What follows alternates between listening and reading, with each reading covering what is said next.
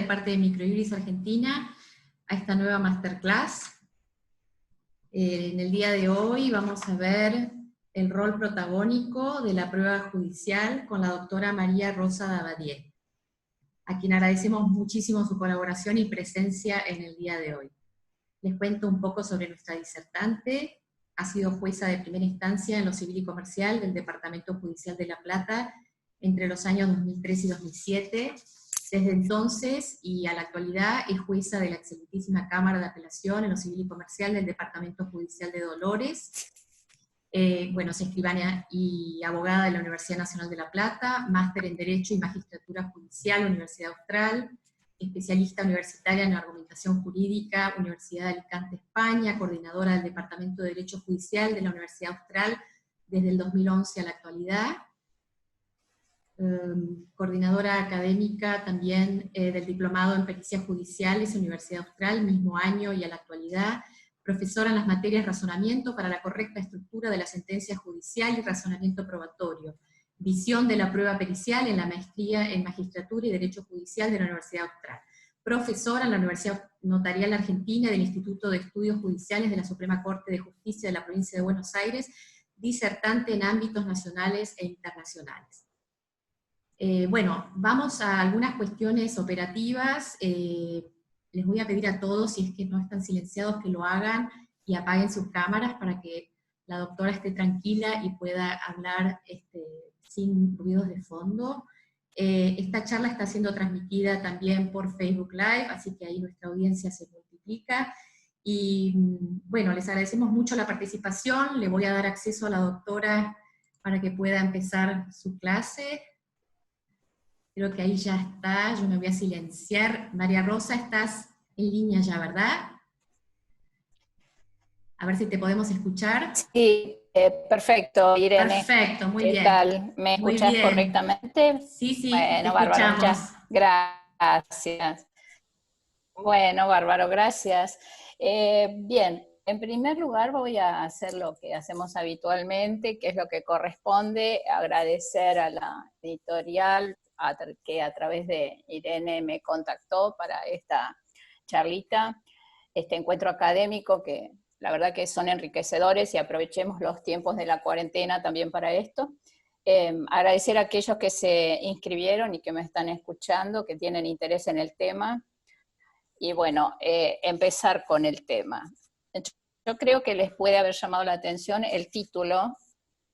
No es un título antojadizo, no es un título con capricho, es realmente un título que yo entiendo que es así. La prueba judicial tiene un rol protagónico en el proceso judicial, visto desde la visión de los abogados litigantes, ya sea del fuero civil, del fuero penal, contencioso administrativo, el fuero que sea, y desde la visión de la magistratura, de los jueces.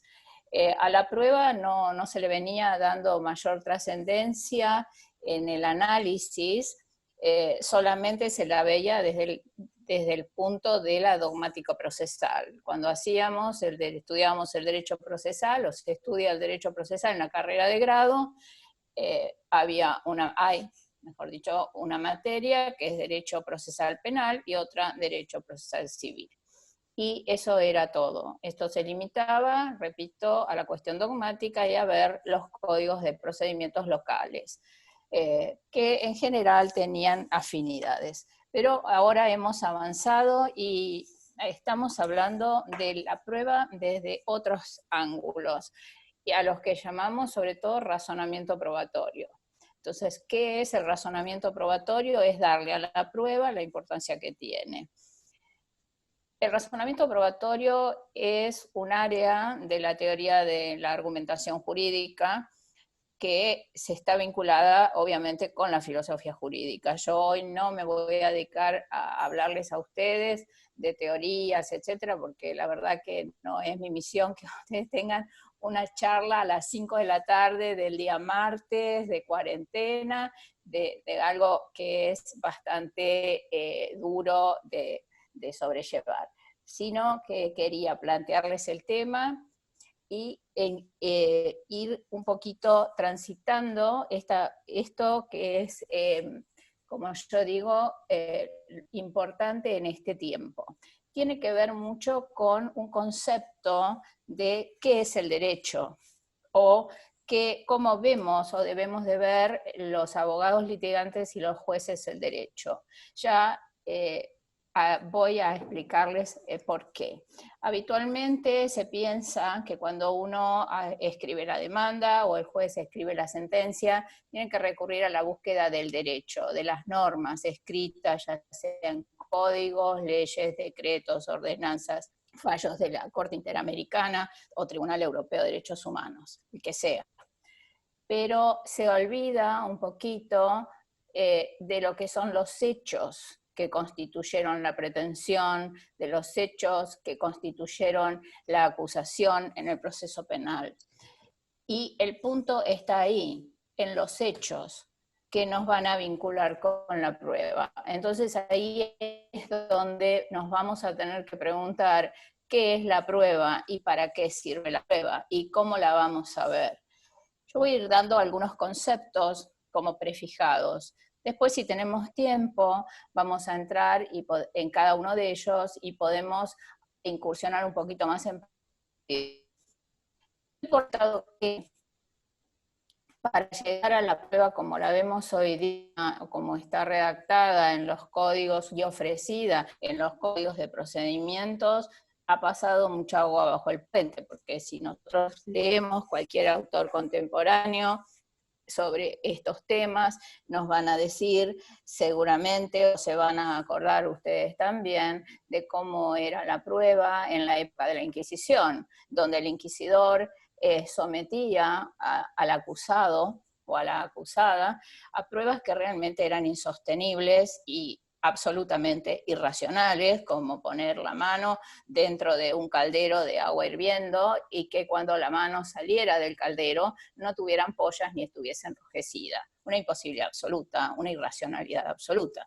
O las tribus, dentro de tribus africanas, las tribus andes, tal vez dentro de de algunos pueblos origen latinoamericano, de algunos pueblos indígenas, el tema de leer la hoja de coca o este tipo de cuestiones ancestralmente han estado radicadas, pero que, repito, tienen una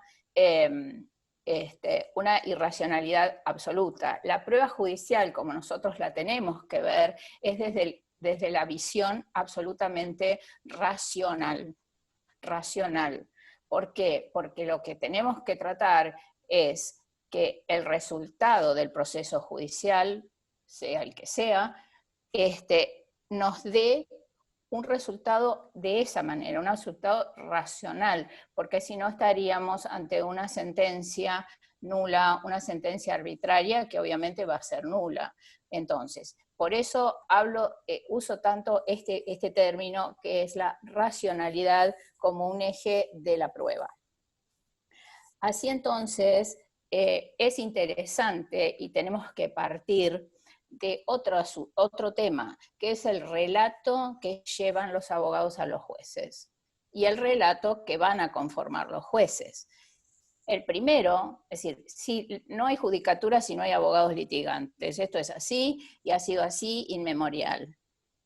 Entonces, el relato que van a llevar los abogados a los jueces tiene que ser lo suficientemente claro como para dejar bien establecidos cuáles son los hechos que quieren o que pretenden que los jueces diriman. ¿Dónde está el conflicto? Contar el conflicto con claridad. Pero resulta que no solamente hay que contarle al juez el conflicto con claridad, sino que también hay que demostrarle al juez cómo es o por medio de qué pautas tenemos que esos hechos, ese relato es verdadero. No es un relato antojadizo, no es un relato de ficción, porque los relatos de ficción son para los escritores.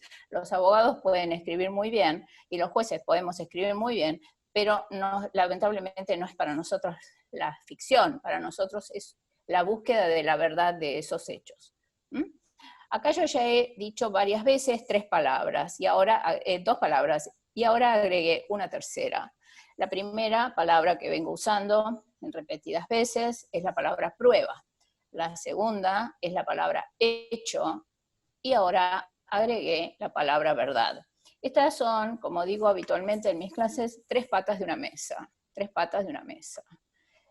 La mesa, la tabla de la mesa, es el juicio, el proceso judicial, y está soportado en 3 patas. Estas 3 patas son los hechos, el relato que le llevan al juez los abogados, son la búsqueda, o decir, qué perseguimos con estos hechos, saber quién tiene la verdad o quién dice la verdad, es decir, si yo por ejemplo digo, el contrato está incumplido, dice Juan, pero Pedro dice, no, yo lo cumplí porque acá tengo un recibo de pago, bueno, veremos quién de los dos está diciendo la verdad. ¿Cómo llego a decir, a ver esta palabrita, a identificar la verdad de este relato? A través de la prueba.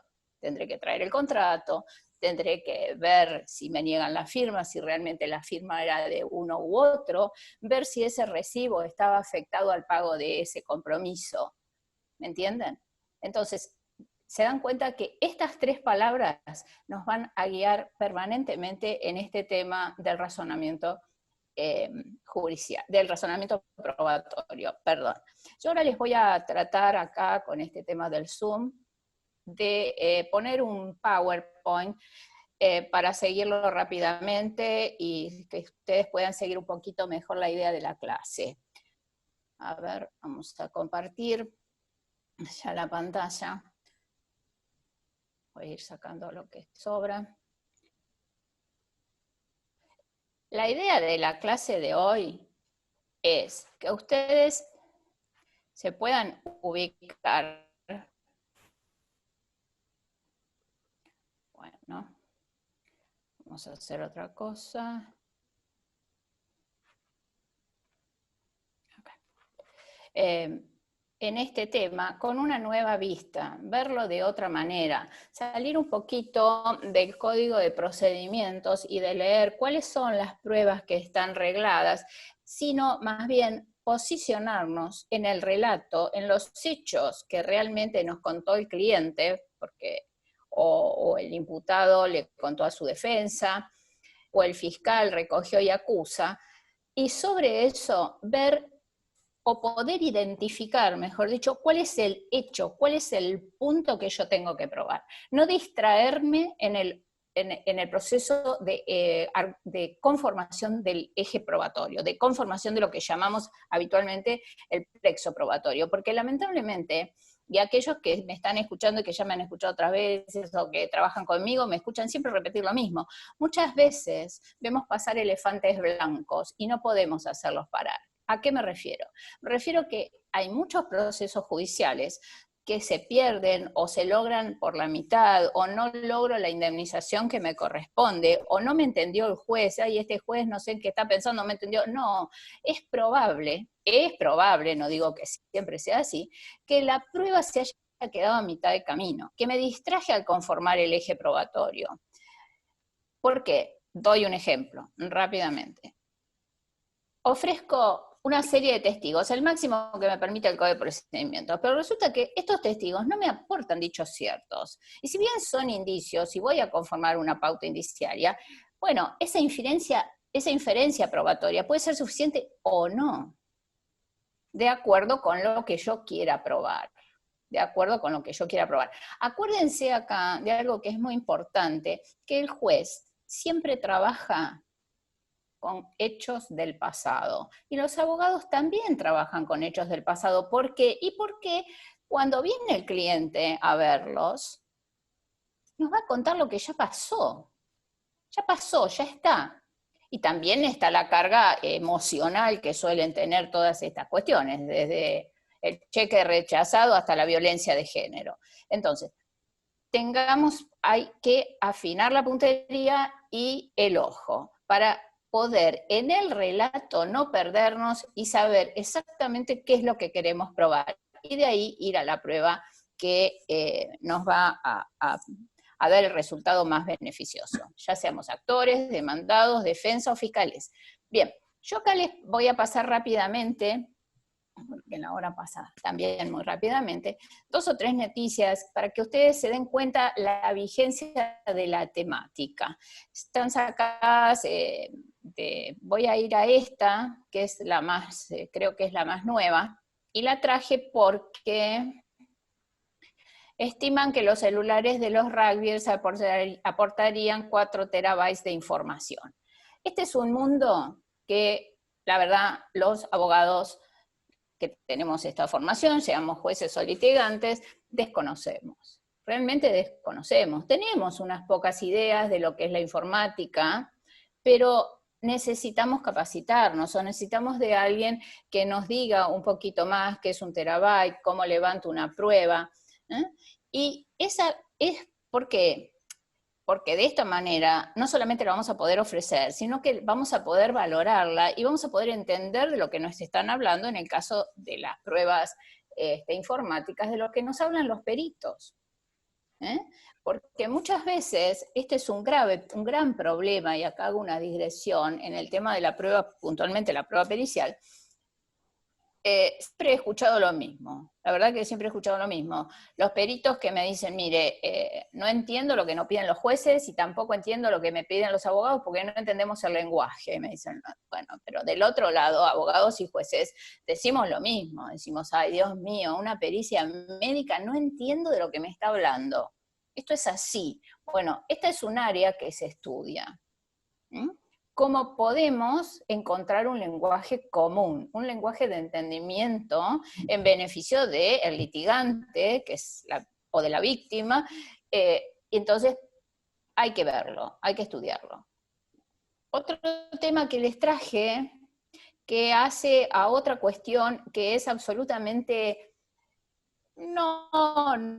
tiene una data, pero hace que la prueba también quede reducida. Yo traje acá el caso de Salvador Dalí, pero lo vemos en cualquier acción de filiación, la demanda de paternidad. La demanda de paternidad de la supuesta hija de Salvador Dalí fue rechazada porque las pruebas de ADN demostraron que no había una conexión entre ellos. ¿Qué pasa? Cuando vemos una prueba de ADN, los jueces, los abogados, ¿a dónde vamos? Y al final, donde dice, ¿lo incluye o no lo incluye? El resto no tenemos idea. Pero resulta que una sentencia tiene que estar fundada. Y si un abogado quiere apelar y encuentra una sentencia que no está fundada, que no tiene reflexiones sobre la prueba, que acepta o desestima la prueba, por más que la prueba dice 99,9, bueno, ya ahora hablamos de otra manera, decimos incluye o no incluye, ¿qué va a decir? Poco puede decir en su recurso. Entonces, lo que tenemos que tener cuidado en este tipo de pruebas a las que yo llamo, y la autoría llama prueba científica, es cómo la valoramos, cómo los jueces argumentan sobre el valor de esas pruebas y cómo los abogados la piden, cómo la piden en el caso de que el supuesto pretenso padre en la acción de filiación esté muerto, a quien llamamos, donde no tenemos el padre y sí tenemos la madre, hay posibilidades de identidad. Bueno, todos estos temas son los que hacen a este protagonismo probatorio. Yo les había traído acá otra rápidamente que hace a la prueba más convencional, si vale el término, que es la de los testimonios, la prueba de testigos, que también el tema de la prueba testimonial es perdón, se me fue esto. A ver, acá. Bien. El prueba de los testimonios es un tema que tenemos que tener en cuenta y ahora se está hablando mucho, acá hago otro paréntesis, en el tema, el testigo. ¿Cómo valoramos el testigo? ¿Podemos ya tener aquella vieja costumbre de pasillo tribunalicio? A ver, no me malentiendan, por favor, yo tengo 20 años del ejercicio de la profesión libre antes de ingresar al Poder Judicial, así que sé perfectamente de lo que estoy hablando y sé perfectamente cómo funciona y no me rasgo las vestiduras. Son todas cartas válidas. de hablar con el testigo antes, de recordárselo, porque pasó tanto desde que vio el accidente en la esquina que ya el testigo ni se acuerda. Entonces ahora podemos hablar también de la psicología del testimonio. La psicología del testimonio, esta preparación del testigo, es indudable que si el testigo no viene, se va al día siguiente de lo que vio, es probable que tampoco se acuerde mucho, pero ¿se va a acordar de todo? ¿Se va a acordar de lo central? ¿Se va a acordar de lo periférico al hecho? ¿Se va a acordar del detalle del hecho si el juez quiere preguntarle sobre el detalle del hecho? Acá nacen otras preguntas que hoy no vamos a poder responder. ¿Quién pregunta al testigo? ¿Solamente el abogado que lo ofreció? ¿O puede el juez en las audiencias ahora en la oralidad civil de la provincia de Buenos Aires, por ejemplo, y de otras provincias, como por ejemplo Chaco, Córdoba, Salta, preguntarle? ¿Afecta en algo la pregunta desde el juez? ¿Cómo debe ser la pregunta? ¿Se dan cuenta que cada palabra que digo abre una serie de interrogantes que tenemos que tener en consideración y que tenemos que tratar de darle respuesta? Hoy, lamentablemente, no voy a poder dar respuesta, tampoco tengo todas las respuestas, valga el tema. Quiero también que tengan en cuenta esto, que es la comprensión del término de prueba. Usamos prueba indiscriminadamente para referirnos a distintas situaciones y a distintos órdenes del proceso. Las dos primeras puntos que hace a lo que dice informaciones y medio de prueba, hace a el ofrecimiento. Son las actividades, los instrumentos, las informaciones van a acreditar los hechos controvertidos y los hechos que están en el conflicto, y los medios de prueba son las actividades por medio de las que nosotros vamos a incorporar esas informaciones al proceso, es decir, se van a transformar y van a empezar a tener un nombre. Por ejemplo, la declaración de los testigos, la pericia, el reconocimiento judicial, etc. Pero después hay dos momentos, que para mí son los más importantes. Un tercer momento, según este cuadro que yo puse, pero que ya estamos en el proceso judicial funcionando, en el que los medios de prueba que habíamos ofrecido van a acreditar o no los hechos del litigio. Es la producción de la prueba. Proceso intelectivo, ya lo vamos a estar apreciando, ver qué es lo que está pasando. Y después el resultado probatorio. El resultado probatorio es propio del juez. En un momento es propio del juez, que es cuando el juez valora si esa prueba fue suficiente para acreditar esto que dijeron los abogados en sus postulaciones. Pero esto, que es propio del juez, se lo va a apropiar el abogado. ¿Cuándo se lo va a apropiar el abogado? Y bueno, cuando vea que le interpretaron mal la prueba y que quiere apelar. Entonces va a ir ahí y va a decir, mire, esta prueba es mala por esto, por esto, por esto y por esto. No, en general esta prueba es mala, porque sabemos que eso no sirve. El tema probatorio a veces suele ser tedioso, pero hay que tomarlo bien, porque con esto se gana o se pierde un juicio. Esto es así y no tiene vuelta. Los juicios no se ganan ni se pierden solamente con el derecho. Los juicios se ganan y se pierden con la verificación de los hechos. Y la verificación de los hechos se da a través de la prueba. ¿Por qué? Porque la prueba es la herramienta. Cuando nosotros en el razonamiento probatorio hablamos de la prueba, hablamos desde un ángulo. Entonces, estábamos en lo siguiente. Cuando yo hablo de razonamiento probatorio y hablo de prueba en estos casos, lo que es... a ver, tengo yo problemas de micrófono.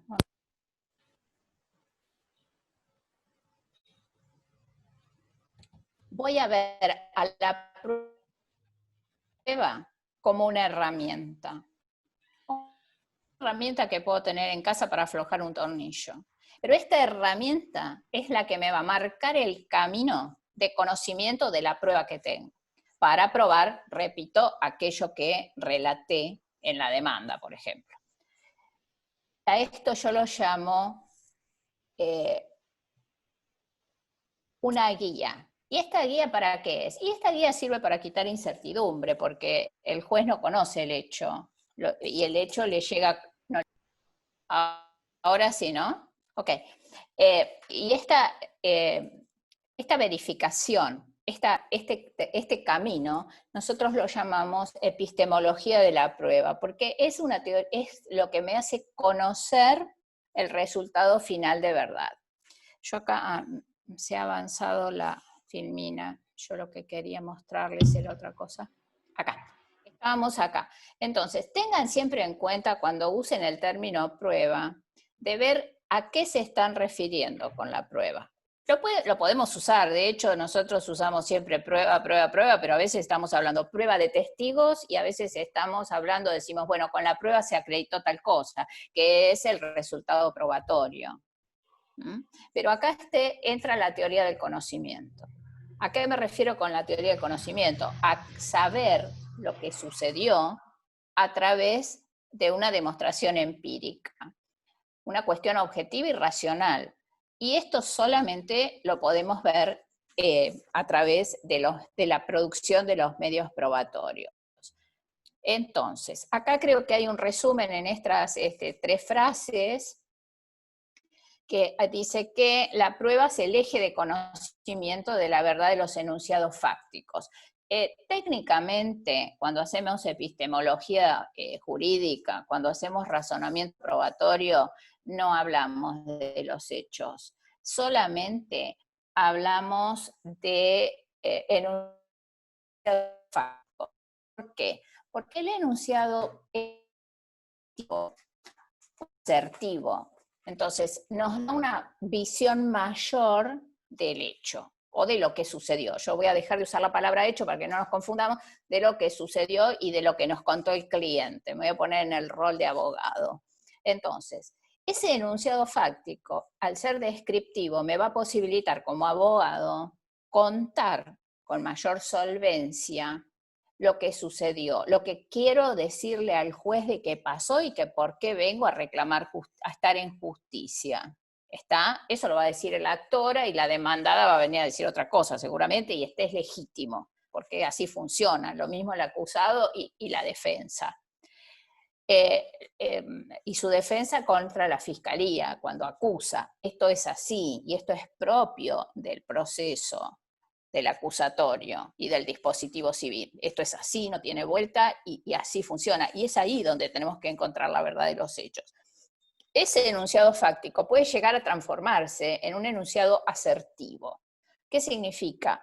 Y significa que, vamos a suponer que antes hablábamos de Juan y de Pedro de un contrato, que realmente el demandado tenía razón y él había cumplido en tiempo propio porque el recibo lo había emitido el actor y estaba afectado al contrato. Bueno, entonces cuando el juez diga que el demandado tenía razón, que había probado el pago con ese recibo, ese enunciado que empezamos era descriptivo, diciendo era descriptivo, pasa a ser asertivo. Teniendo siempre en cuenta que los enunciados solamente se pueden verificar de verdaderos o falsos. Yo no tengo otra opción. El enunciado puede ser verdadero o puede ser falso. No tiene otra. Lo llamamos, tienen un nombre que son apofánticos, pero esto es Aristóteles y no vamos a entrar en Aristóteles hoy. Otra de las ideas que les quería dejar está en la segunda línea, el proceso cognitivo, que está dirigido a verificar los hechos que se han narrado por las partes del proceso. Acuérdense de esto, vamos a verificar la verdad. No sé si vamos a llegar hoy a hablar de verdad, podríamos llegar, no lo sé, pero bueno, la idea es la verdad. Después vamos a preguntarnos qué verdad. Y esto está dirigido a evitar la fragilidad del relato y de la decisión judicial, lo que les dije antes por el razonamiento probatorio y evitar sentencias arbitrarias. Acá les traje una definición de prueba que para mí, no sé si la puedo ver toda, es la más ajustada a los tiempos que corren y es el objeto de la prueba, y les muestro acá, a ver si la tengo aquí, un momento, no, es esta, un poco desordenada. Bueno, ¿a dónde va la prueba? la prueba va a todo esto. Nosotros tenemos que probar todo aquello que es susceptible de demostración histórica, de esto ya les hablé, porque el juez recibe hechos del pasado, tiene que conocer hechos que ya sucedieron. Es muy raro que el juez pueda haber estado presente en un hecho mientras esté sucediendo. Esto es prácticamente imposible. Ni siquiera con el reconocimiento judicial, porque el reconocimiento judicial es otra cosa, excepto, por ejemplo, que nosotros tengamos un pirómano y lo llaman al juez y le dicen, mire, el incendio está ocurriendo en este momento, bueno, sí, ahí él, si llega rápidamente, el juez podrá ver el incendio llevándose a cabo, pero nunca va a haber podido ver al pirómano iniciando el incendio. La demostración de algunos principios y los hechos. Todos los hechos son demostrables, los presentes, los pasados y los futuros, y también asimilamos a la prueba la costumbre y la ley extranjera.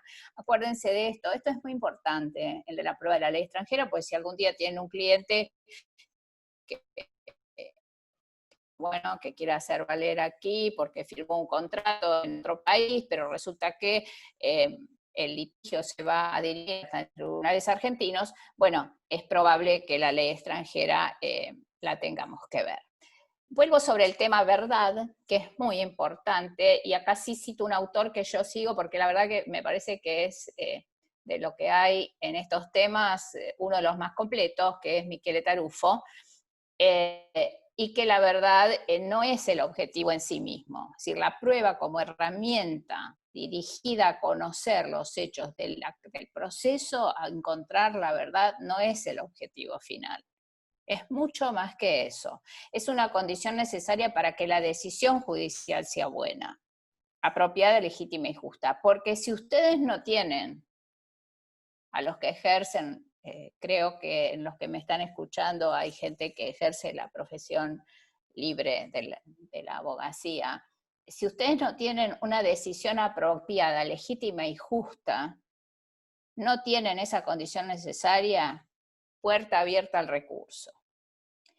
Si ustedes, como se dan cuenta, yo este tema lo veo desde estas dos vertientes, porque acá esto lo he debatido en muchas ocasiones, es decir, si son derechos o si son deberes, el de encontrar la verdad como condición necesaria para la decisión justa. ¿Es un derecho de las partes? Sí, es un derecho. Pero creo que para mí el deber es más fuerte, el deber de la judicatura es más fuerte en estos temas que el derecho de las partes. El derecho de las partes es fuerte, ninguna duda. El acceso a justicia es fuerte, de hecho el artículo 15 de la Constitución Provincial nos lo autoriza, la Convención de Derechos Humanos lo mismo, incluso la doble instancia penal lo garantiza ampliamente. Pero desde el punto en que estamos y desde la legitimación constitucional que tenemos los jueces, para mí es deber. El deber tiene una letra un poquito más fuerte que es discutible, es mi posición personal, un poquito más fuerte que el derecho, porque ese deber va a garantizar el derecho. No es lo mismo encontrar la verdad en un proceso civil que en un proceso penal. No sé si vamos a llegar hoy a ver esto, pero no es igual. ¿Por qué? Porque en el proceso penal yo tengo una verdad objetiva, la tengo que tener y a la menor duda no hay verdad valedera. Si hay alguien que me está escuchando y se dedica al derecho penal, esto lo sabrá. Cuando yo tengo tengo que tener una mínima duda razonable, ya tengo que absolver al reo, me guste o no me guste. Aunque crea que tenga pruebas, si no lo logro acreditar, se terminó. No es lo mismo en el proceso civil. En el proceso civil yo tengo distintas pruebas y voy a ir juntando los indicios que me van a dar todas ellas con las presunciones hominis, y las presunciones hominis las voy a integrar y ellas seguramente me van a dar un andamiaje probatorio, un armado del plexo probatorio, como llamamos, que me va a poder abrir la puerta a la verdad con más facilidad. A la verdad es decir, la verdad puede ser para acoger o no la demanda, pero a la verdad derecho. ¿Estamos? Bien. Otro tema esto lo voy a saltar, vamos a ir a los tipos de prueba. Estábamos en los tipos de prueba y en los medios periodísticos. Decía que yo no estoy en contra de los medios periodísticos, al contrario, me encantan los medios periodísticos, leo todos los portales habidos y por haber, me encanta los propios de la jurídicos, como, no sé, todos los diarios que se pueden leer.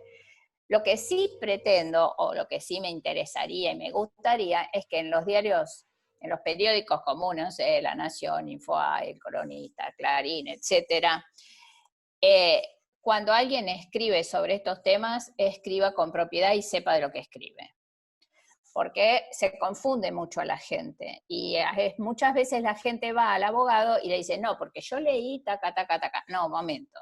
El abogado, el pobre, le cuesta a veces hacerles entender qué es lo que necesitamos. Y en casos hay gente que cree, hay ciudadanos que creen que pueden tener verdad revelada y no la tienen. O que es fácil de acceder y no es tan fácil. A eso me refiero. Cuando hablamos de los tipos de prueba, yo tengo una clasificación que es en orales, documentales, informáticas y periciales convencionales y científicas.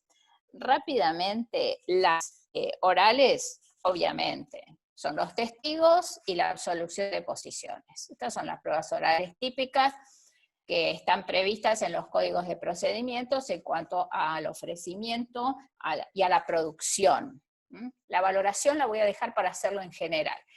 En cuanto al ofrecimiento, ya sabemos que depende del tipo de proceso, el momento en que tenemos que hacer el ofrecimiento y cómo lo tenemos que hacer. La absolución de posiciones igual. Acá en las testimoniales, por ejemplo, el punto más importante desde lo que yo considero es cómo preguntar.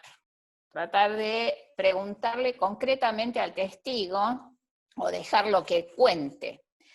Lo que pasa, muchas veces el testigo se pone nervioso y cuenta poco, entonces tendremos que preguntarle, pero no tratar de preguntarle sin pregunta indicativa, porque cuando se ve la pregunta indicativa, o la otra parte se va a oponer, o el juez la va a descartar.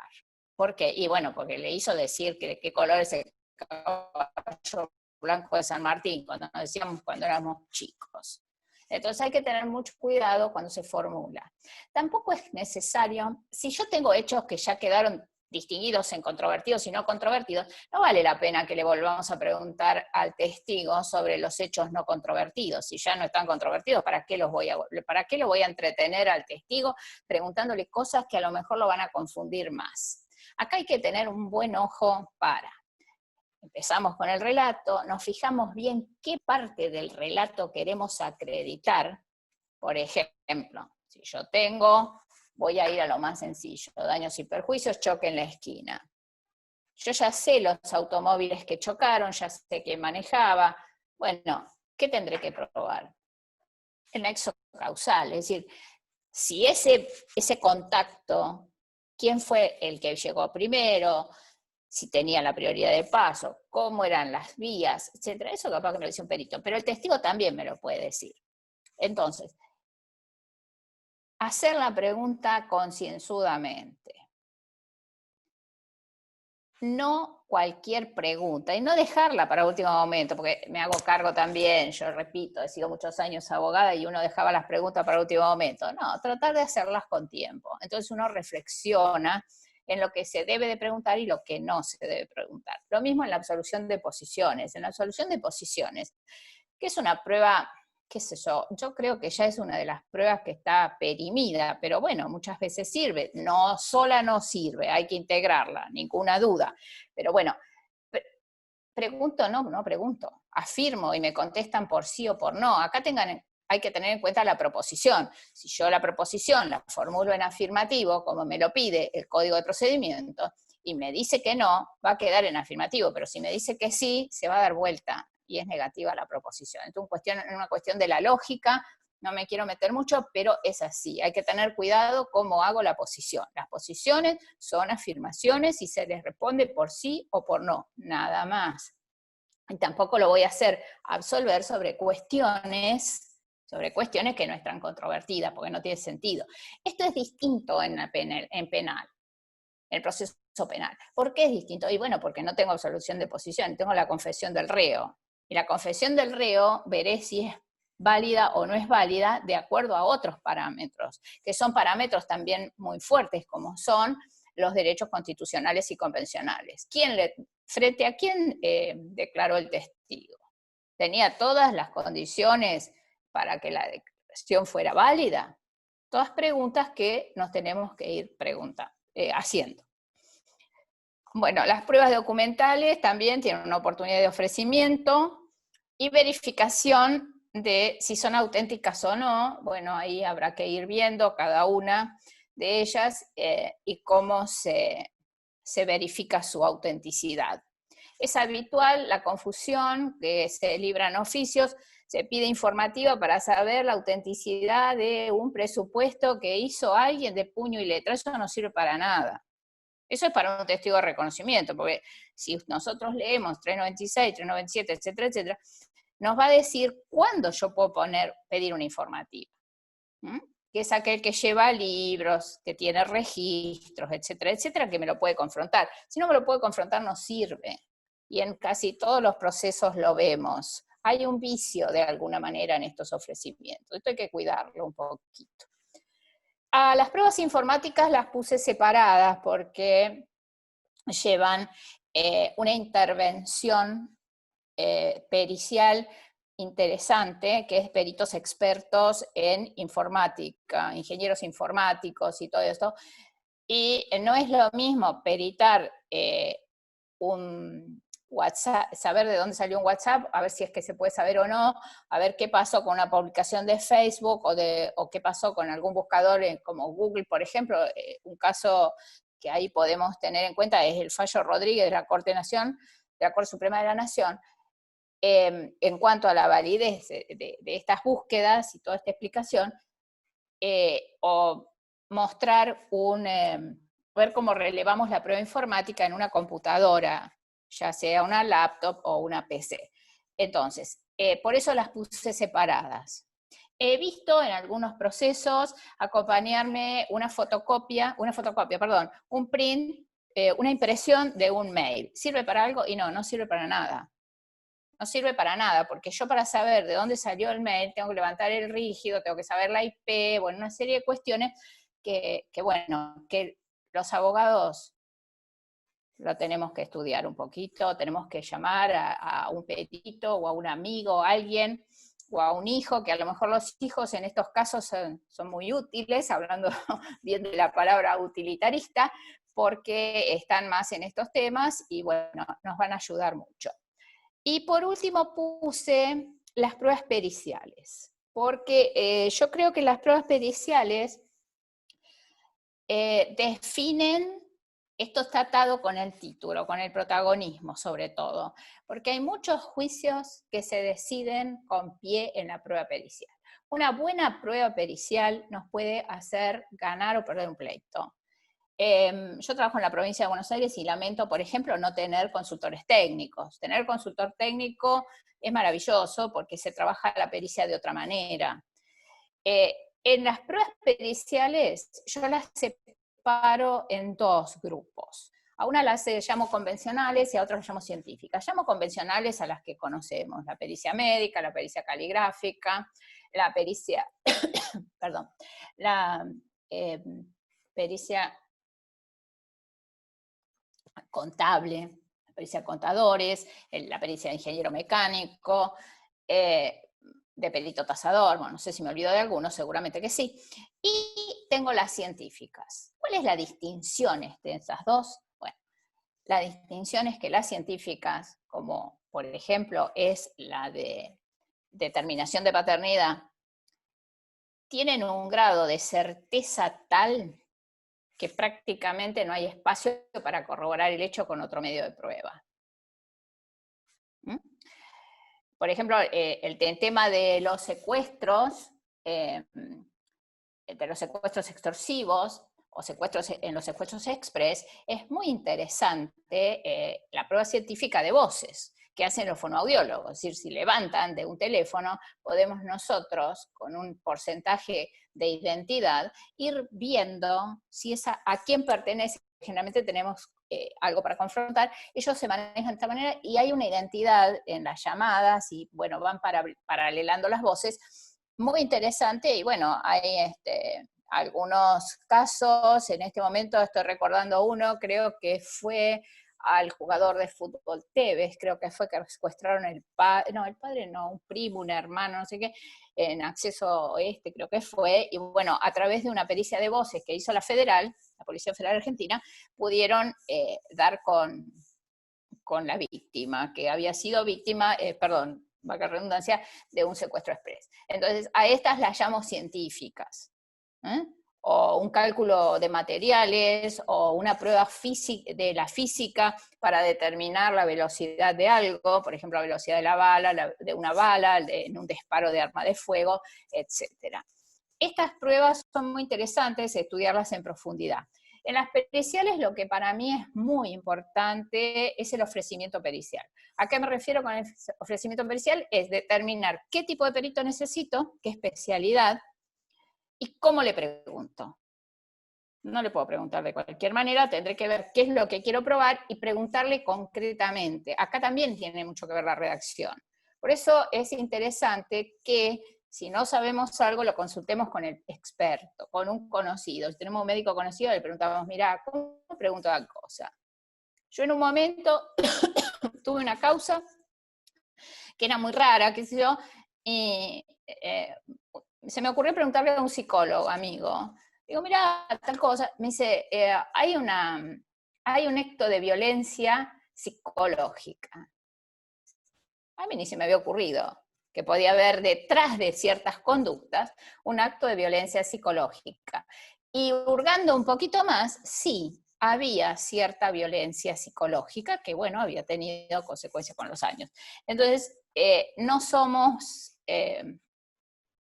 los abogados tenemos formación de abogados, sabemos buscar normas. Y acá ahora estamos tratando de ver dónde están los hechos y cómo probamos los hechos. Bien. Veo que la hora ha avanzado, yo estoy hablando, no sé si he hablado algo que les sea útil, pero bueno, algunas ideas creo que les van a ir quedando. No me quiero extender más porque estas clases por Zoom tienen una resistencia por parte del auditorio limitada, yo lo conozco perfectamente. Como conclusiones de hoy, creo que algunas cosas también me han quedado en el tintero. Como conclusiones, insisto, para mí la prueba judicial es importante, como es muy importante el razonamiento probatorio, que le da derecho, deber, ¿se acuerdan? El derecho de la parte a lo que quiere, a lo que reclama, a lo que le pertenece, a lo que la Constitución le dijo que tiene que tener como ciudadano de la República, deber de los jueces, de ver cómo se lo da o no, pero fundadamente, dando razones, las mejores razones que tenga.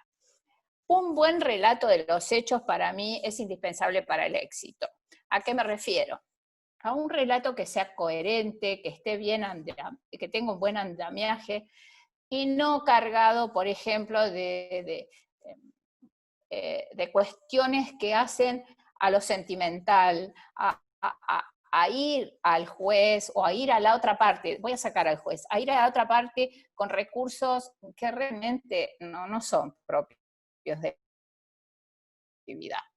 Eso está permitido para que me lo cuente el cliente, que viene con una carga emotiva muy grande. Yo, abogado, tengo que ser lo suficientemente astuta, como para quitar esa parte y ser más objetivo. Acuérdense de algo que también quienes trabajan conmigo me han escuchado, no sé, innumerable cantidad de veces.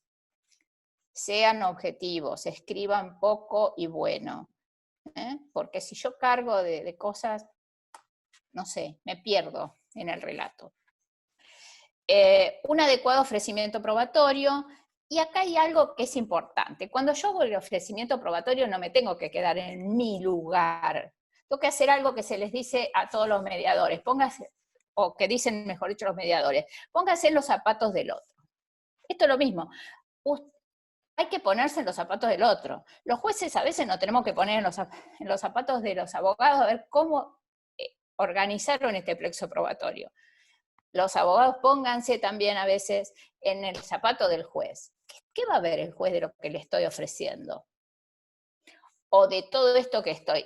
¿Es coherente lo que estoy ofreciendo? ¿Es coherente la prueba donde está apuntando? ¿Con esto puedo probar lo que estoy persiguiendo, que es el éxito de mi cliente? Y no sé, hay que pensarlo. Y por último les digo algo que tiene que ver con las cositas que ven diciendo, que no somos Hércules. No podemos llevar la tierra sobre los hombros, no somos peritólogos, no sabemos todo. Tenemos nuestras limitaciones de formación de carrera de grado y de posgrado es lo mismo. Acudamos a un pensamiento simple, un pensamiento sencillo, objetivo, claro, y a la consulta. Lo que les dije antes, si tienen un amigo médico, tomemos un café y mirad, ya que estamos, te consulto, sin darle los nombres, no vale la pena, no vale la pena, eso no tiene mucho sentido. Bien, para cerrar entonces, espero que puedan llegar a compartir conmigo que la prueba judicial tiene un rol muy importante, es protagónica, define el éxito o no de una demanda judicial, o de una defensa, o de una acusación fiscal, que tenemos que verla fuera de la dogmática jurídica, tenemos que verla un poquito más desde el punto de la teoría de la verdad y la teoría del relato, por más que a los abogados les vamos a permitir que el relato pueda desviarse un poquito de la verdad, y está bien, el derecho de defensa lo autoriza. Un poquito, no mucho, un poquito. Porque si no, ya después entramos en una cuestión ética, y no vale la pena. Y bueno, es lo que tenía para ofrecerles hoy. Gracias por haberme escuchado, y creo que acá les puse a un símil Sherlock Holmes, porque todos de alguna manera en el proceso judicial somos Sherlock Holmes. No llegué a explicarles el tema de cómo armamos las valoraciones probatorias, pero bueno, pueden leer alguna autoría que si quieren le piden a Irene, tiene mucha información. Gracias a todos. Muchas gracias, doctora Davadier, No, por la charla, muy interesante, y bueno, abrimos un segmento de preguntas. Si es que quieren hacerle alguna consulta, tengan en cuenta que la doctora es jueza, y bueno, las consultas sean en formato general, no el caso en particular. Invitamos también a la gente que está mirando en Facebook, si quieren acercar una pregunta. Yo ya tengo una que tomé de Facebook. Dice: la muestra de una prueba informática bajada con un escribano de un teléfono o una computadora, ¿qué valor tiene? Bueno, primero que voy a tomar el ejemplo del WhatsApp, que es lo que sí nos va a servir. Vamos a comenzar por dónde la queremos hacer valer. Si la queremos hacer y si la computadora o si la prueba ha sido, vamos a tener que distinguir un poquito varias cosas. Bueno, en fuero penal, en general, las computadoras, en el caso de las computadoras o los WhatsApp, están comprometidos en la comisión del delito. Por lo tanto, lo que se impone es el secuestro. Es muy raro que se pueda llegar a probar algo con una certificación de escribano, porque, repito, hay comprometido un delito. Distinto es en el ámbito civil. En el ámbito civil, lo que tengo que hacer es lo que llamamos la prueba preconstituida, es decir, yo voy juntando elementos para demandar a futuro, ver qué voy a hacer con determinado problema. En ese caso sí, sobre todo de WhatsApp. En WhatsApp sí es útil la certificación, y por supuesto guardar el WhatsApp, porque eventualmente me lo puede pedir.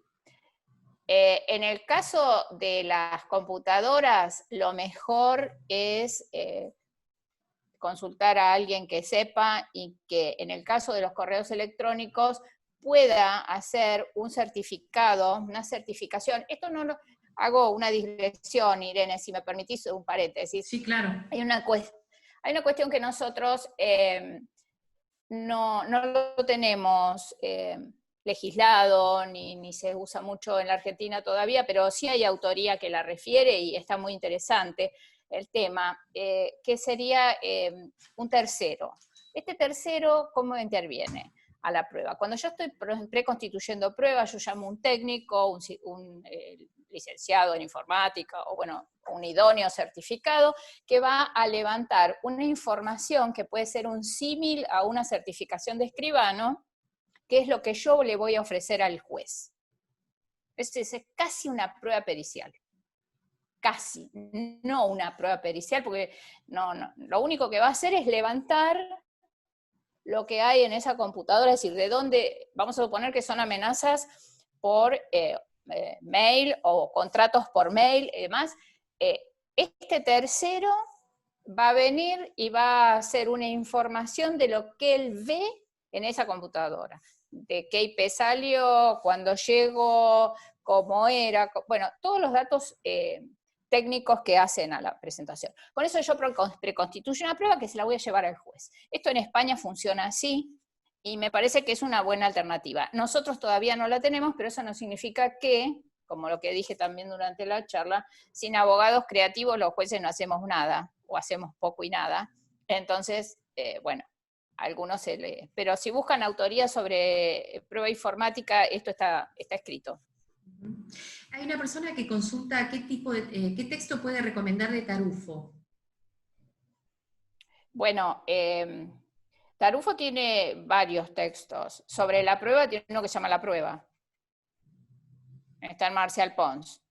Y si no, uno más viejito que tiene mucha temática del procedimiento, incluso procesal civil, que se llama Páginas de Derecho Civil, de Derecho Procesal Civil. ¿Sí?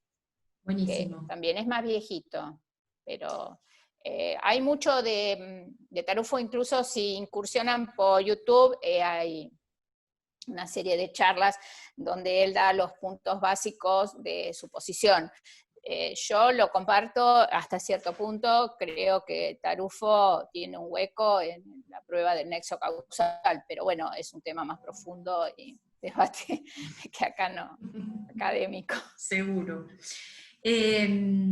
Mauro Giordano, que está siguiendo a través de Facebook la charla, dice, ¿puede hablar sobre la incidencia de la cosa juzgada respecto de la prueba en el proceso penal y su incidencia en el proceso civil?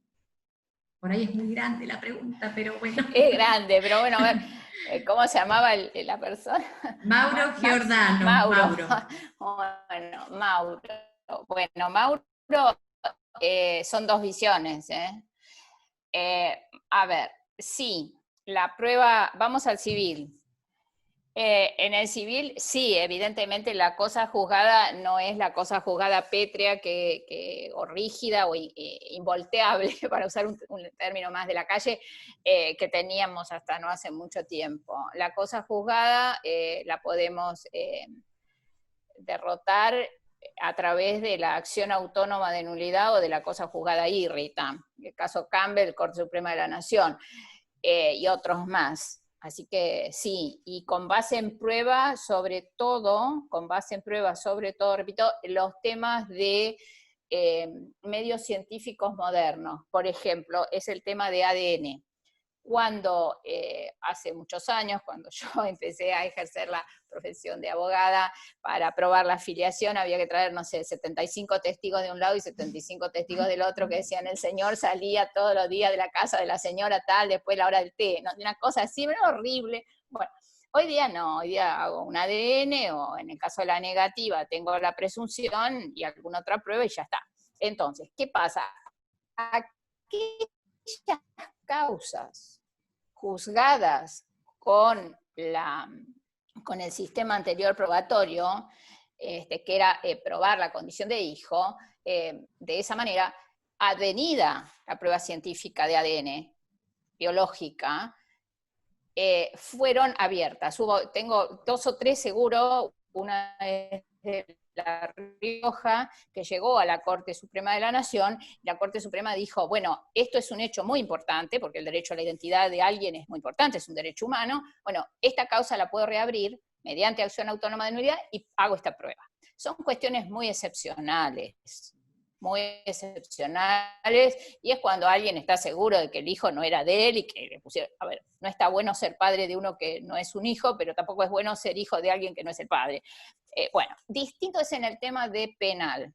Hay un debate muy grande, supongo que Mauro debe estar por ahí con algo. No hay una cosa juzgada removible como tal. Lo que hay, hasta ahora no tenemos, no lo tenemos. Ha habido algunos intentos, la Corte Nacional no ha dicho nada. Yo creo mucho en el precedente, de hecho entiendo que el precedente hay que tenerlo en cuenta, por eso hablo de la Corte Suprema de la Nación. Sí hay códigos de procedimiento, en general los nuevos códigos de procedimiento del acusatorio dicen que cuando, aún con una cosa juzgada en penal, si yo tengo, en algunos lo llaman la revocatoria penal, yo tengo nuevas pruebas, yo puedo reabrir, bajar esa cosa juzgada con nuevas pruebas. Bueno, tengo que tener pruebas sólidas. No puedo ir para cualquier lado. Eso es así. Pero sí, la cosa juzgada ha cambiado absolutamente, se abre día a día, y la cosa juzgada irrita también, del civil se abre. Sí, sí. Esto es una duda que tengo, bueno, aprovecho y yo también hago mi propia consulta. En este contexto de aislamiento, ¿no?, que estamos viviendo. Tengo un delay con el sí, audio. Sí. Hola. Sí, ¿me oís ahí? Se me corta el audio, Irene. Ahora sí. A ver, en este contexto que Sí. estamos viviendo de aislamiento, ¿no? ¿Se ve la posibilidad de implementar la prueba de testigos? Y posibilidades hay, porque yo, de hecho, el otro día, hará una semana, una amiga cordobesa me dice que ella está en su casa llevando a cabo juicios orales. Evidentemente está tomando prueba testimonial. Muchas veces nosotros hemos tomado, bueno, se toman, nosotros en cámara no, lo único que hacemos nosotros es tomar la audiencia el 12, pero se toman audiencias de testigo por videoconferencia. Lo que tenemos que hacer ahí es algo que, bueno, yo voy a usar un término que no es apropiado para eso, pero que me parece que está interesante, que es la verificación de la cadena de custodia. Es decir, yo tendré que ver que el testigo esté solo, tendré que dar la instrucción de que nadie le esté soplando. Claro, claro. Y sí, es válida. Y lo que sí creo es en algo que llegó a cierta postulación, que es ¿dónde está el abogado que lo ofreció y el abogado de la otra parte? O el acusado, o la defensa y la fiscalía. Y tienen que estar con el juez. Yo creo que tienen que estar con el juez. El testigo tiene que estar solo, y la verificación de cómo se lleva a cabo la legitimidad de ese testimonio es a través del juez y de estos tres operadores jurídicos que están juntos. El testigo está solo. Yo creo firmemente en que el testigo hay que dejarlo solo. Que diga lo que sabe, porque si no conduzco al testigo. Lógico. Dejando de lado que algunas trampitas que siempre hay. Pero bueno, en el juego algunas naipes son bienvenidos. Pero bueno, ahí. El problema de los menores, lo mismo. Si yo tengo que escuchar al menor por videoconferencia, lo hemos igual. O por, mejor dicho, nosotros ahora estamos tomando, pero no por videoconferencia, estamos tomando por Teams. Y bueno, hay un poco de buena fe, qué sé yo. Y sí, hay que y oficio judicial. Claro. Aquí sí. Romina, sí. Ya vamos terminando, así la liberamos. Romina D'Angelo pregunta, okay. ¿Qué diferencia hay entre valoración probatoria racional y razonada? A Romina D'Angelo la vamos a matar. Debe tener la respuesta. Mirá, la preguntó 2 veces, así que está con intriga. Bueno. Sí. Sí. Bueno, razonada, ella está haciendo un juego de palabras, en realidad. Para mí eso es un juego de palabras. La valoración racional es la valoración que está fundada en la argumentación que da el juez. Es decir, en el por qué decide, la valora como la valora. De 0 a 9, ¿por qué le dio 5 y no le dio 10? Y no le dio 9. Eso está atado a la sana crítica racional y hacia el razonamiento probatorio. El razonamiento probatorio es esta reflexión desde razón práctica con base en el empirismo, que de alguna manera a ver, si vamos a la filosofía, es una filosofía constructivista, es decir, yo estoy construyendo una verdad con elementos empíricos que salen de la prueba. Y razonada es un juego de palabras, porque interviene la razón, y en razón práctica interviene la razón. Yo no puedo tener razón práctica si no tengo razón. Y Romina D'Angelo va a tener que leer a Kant. La vamos a mandar a hacer este homework. Hola. Bueno, vamos a ir cerrando. Te agradecemos muchísimo Hola. la presencia hoy. María Rosa, muchísimas gracias por participar de esto, que bueno, tiene su formato extraño, ¿viste? El Zoom a veces, espero que te hayas sentido cómoda con la charla, y bueno, y agradezco a todos los asistentes también. No, sí, muy bien, muchas gracias. Bueno, muchísimas gracias. Nos vemos en nuestro próximo encuentro. Hasta luego.